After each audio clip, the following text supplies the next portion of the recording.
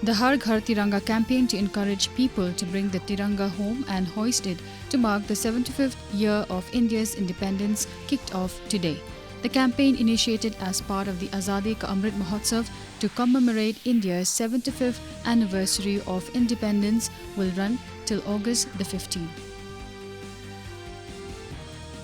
Prime Minister Narendra Modi has said that India is not only performing remarkably in sports, that it has acted historically, but also witnessing stellar shows in arenas where the country was not known before.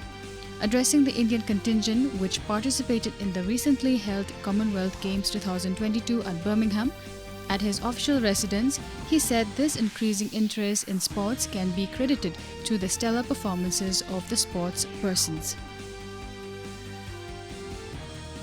Union Home and Corporation Minister Amit Shah hoisted the national flag Tiranga at his residence in New Delhi this morning and paid tributes to all the valorous heroes. The Tiranga was hoisted under the Har Ghar Tiranga campaign. Later, in a series of tweets, Shah appealed to all countrymen to hoist Tiranga at their homes from today till the 15th of this month and be a part of the Har Ghar Tiranga campaign of awakening the spirit of patriotism. The ministry said 15,815 new COVID cases have been reported in the country in the last 24 hours. India's active caseload currently stands at 1,19,264. Over 20,000 patients have recovered in the last 24 hours. So far, over 4 crore 35 lakh patients have recovered from this disease.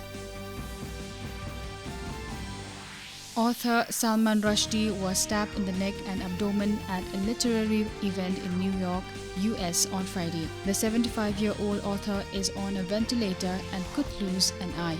Police have identified his attacker.